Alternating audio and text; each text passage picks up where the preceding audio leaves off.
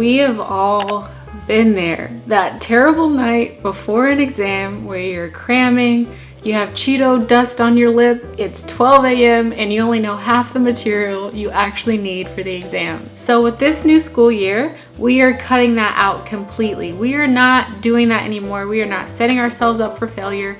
No, we have a recipe for success. And these are 10 of my top favorite go-to study tips that have never let me down. So here we go. Tip number 1, have a daily routine. It is so important to have a routine just because it teaches you discipline, it teaches you consistency, and it just gets your body in the natural rhythm to get things done. And I also know a lot of people say, well, I'm not a morning person. I can't make a morning routine or a night routine.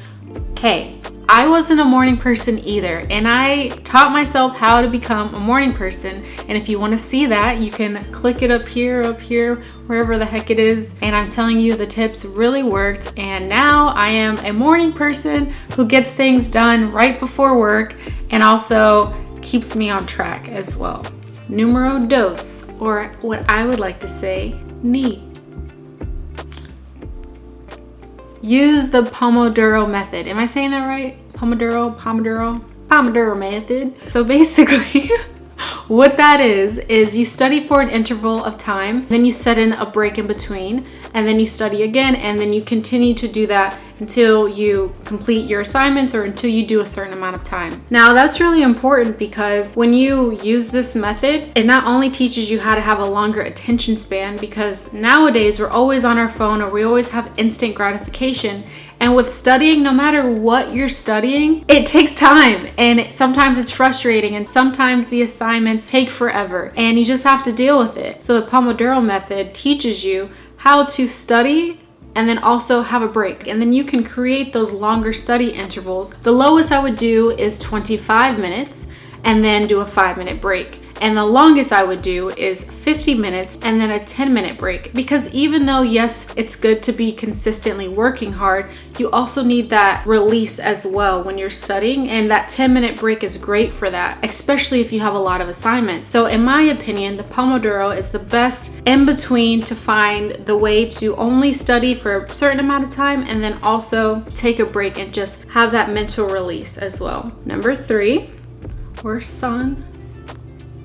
Surround yourself with like-minded people or people you know you can depend on to study. It's hard to study when you're just studying by yourself, but if you have people in a certain class that you know work hard and you also enjoy their company, it makes studying that much better. Like for me personally, when I was in college, I had one class that was absolutely miserable. I hated it so much. And it ended up being one of my favorite classes because of my study group. It was biochemistry, and it's not that I don't like biochemistry. I love biochemistry. I love science. But I had a terrible professor. Like, he just did not care. Everyone felt that way about him. I just was randomly sitting with some girls in class, and then we just created this study group, and they were the coolest group of girls I've ever met. We somehow managed to have like really great times together and still study, and we all 4 of us ended the class with an A, and I honestly don't think I could have done that without them. So moral of the story is, make sure you're studying with people that you genuinely enjoy studying with, and plus you may make a friend, you never know.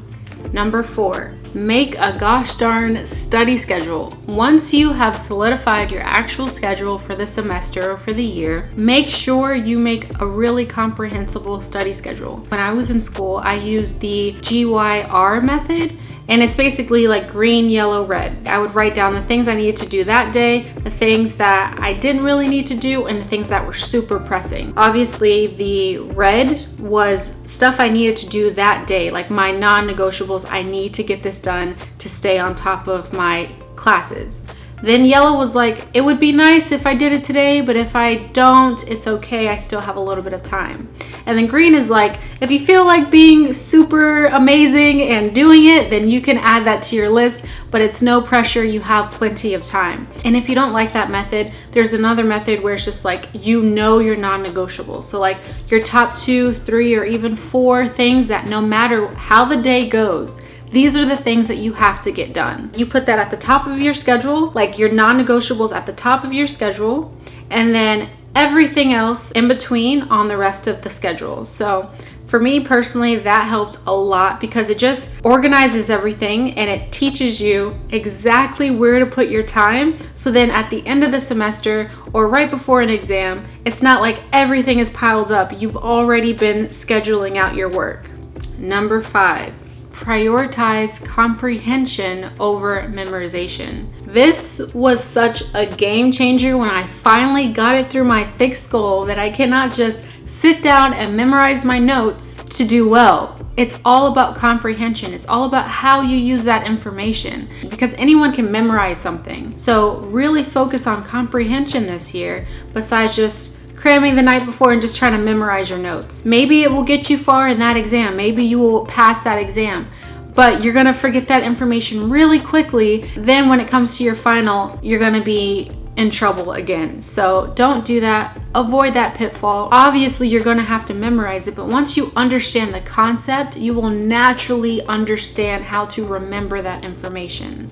Number 6, you're not gonna get out of college or high school without having to memorize something. I was a biology major in college. During that time, we had to take a ton of psychology courses where they teach you the right ways to memorize something. Because if you just try rote memorization where you're literally just staring at a page, trying to remember the words on it, not only is it miserable, but it's so ineffective. So here are 6 scientifically proven ways to memorize information. I'm just gonna go through them quickly and you can just decide which ones work best for your study and learning techniques. So here they go. Number 1, the priming effect. This is the idea that you show a word or an idea that's related to another word or idea, increasing recall or chances of recall. So an example is if I say, remember the color or the word red. You can just try to say red over and over in your head, or you can say red, like a red fire truck.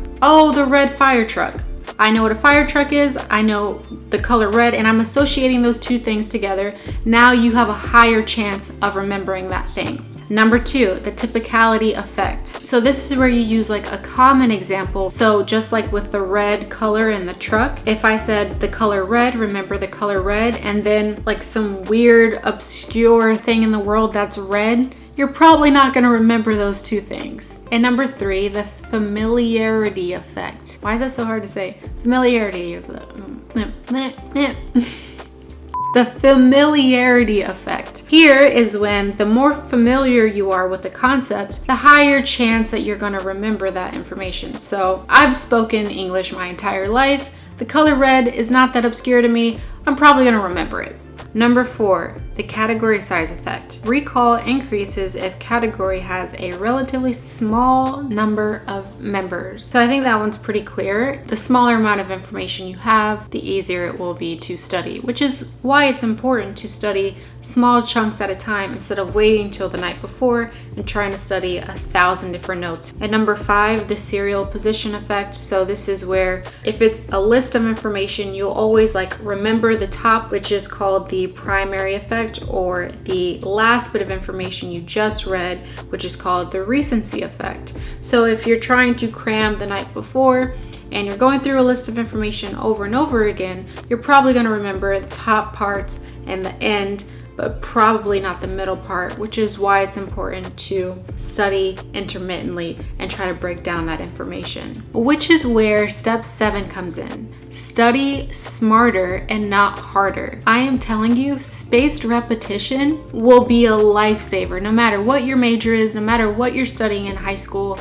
Basically, all that is that instead of taking all your notes the night before your exam and just trying to drink a Red Bull and get through it, you study intermittently throughout the semester. If you use Anki, it will take a list of your vocab words or whatever it is, and it will give you certain flashcards every day. And if you go through those daily, they're not going to give you the same list of 100 flashcards every day. No, they're going to give you flashcards that they think that you should review or that you haven't reviewed in a while. So you'll see those words again maybe a week from now, maybe 2 weeks from now, just to see if you still remember it. It helps you have smaller gaps in between discussing that information so that you have a higher chance of getting that information to your long-term memory. Number 8, feed your brain some gosh darn brain food. Oh my God, I was notorious, absolutely notorious for trying to study and just being so tunnel vision that I would only eat snacks, or I wouldn't go and actually allow myself to get a meal, because I thought every time I wasted a second not studying, that was my grade going down and down and down. Though I appreciate my thinking, it was very wrong and very incorrect. I always felt sluggish and I never wanted to do it. I was always miserable. I wasn't allowing myself to work out because I didn't want to waste time. And those things, though they sound like a good idea in the moment, long term your brain is just not functioned to work that way. And with eating healthy and eating the correct foods, it allows you to have that energy. It allows you to remember things a little bit easier and stuff like that. So just take the break, go on a walk, exercise, make sure you continue to exercise, make sure you continue to take care of your mental health, make sure you eat a really healthy, well-balanced meal instead of snacking and just trying to power through it, because that's not healthy. And also, while we're at it, make sure you get 8 freaking hours of sleep, because staying up all night is not gonna help you in the long run. I'm honestly really yelling at myself and not just you guys, so don't just take it. So don't be offended. I'm really yelling at past me too, because I've been there, so I understand. But truly, take care of yourself, at least for me. Number 9, plan ahead for your exams. Plan ahead for those big moments during the semester, during the school year, where you know you're going to be stressed out. If you know you have an exam 2 weeks from now, don't start planning other events with your friends. See if you have any extracurriculars that fall around that time. If you do, maybe see if someone else can take your spot in a meeting or something, or try to reschedule events with your friends, because it's really important to give yourself a fair shot with your exam if you really want to do well in the school year. And last but not least, kids, we finally made it to 10. Make sure you reach out if you need help. If you and your study members or your friends that you're studying with aren't figuring things out, or if you alone are just not getting things and you're like embarrassed or scared to ask your friends, reach out to people who care about you, or find a tutor. The faster you do, the quicker you'll understand the information, and the least likely you'll be to have a ton of stuff at the end of the semester that you just don't understand. You're frustrated and it leads to like a breakdown, because trust me, I have been there. So don't feel embarrassed, don't feel silly. There are no stupid questions. If you truly don't understand something, reach out to a tutor, to your professor, to a TA, something, because you deserve to have the best shot at your grades and the best shot of having a good semester. These are my top 10 holy grail tips of studying. I am bestowing them upon you, and if you find them helpful, if they help you throughout the semester, please let me know in the comments. I would love to know if I was able to help even one person. I love you guys so much. Good luck with the school year, and I'll see you in the next video. Peace.